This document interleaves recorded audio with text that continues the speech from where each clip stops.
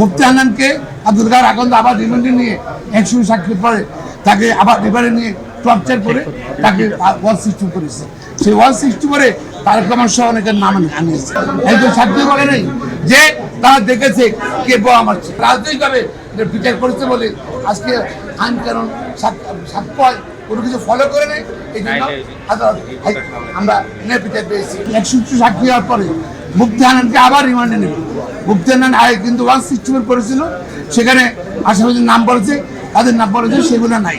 Subsequently মুফতি হান্নানকে আব্দুল কাদের আকন্দ আবার রিমান্ডে নিয়ে 100 সাক্ষী পরে তাকে আবার রিমান্ডে নিয়ে টর্চার করে তাকে ওয়াল সিস্টেম করেছে। সেই ওয়াল সিস্টেম করে তারেক রহমান সহ অনেকের নাম আনিয়েছে।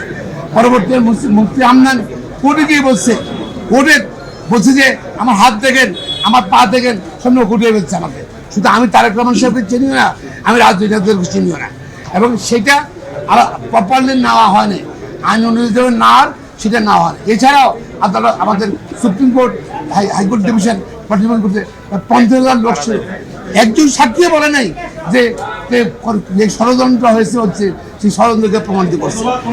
একজন সাক্ষী বলে নাই যে তারা দেখেছে কে বোমা মারছে, এবং সবকিছু বিবেচনা করে this a case of no evidence এবং কোনো সাক্ষী প্রমাণ আইন দিতে হবে না হয় নাই। তার পরিপ্রেক্ষিতে আদালত সকল আসামিকে খালাস দিয়েছে, কিন্তু যারা আপিল করে নাই তারেক রহমান সহ তাদেরকে খালাস দিয়েছে।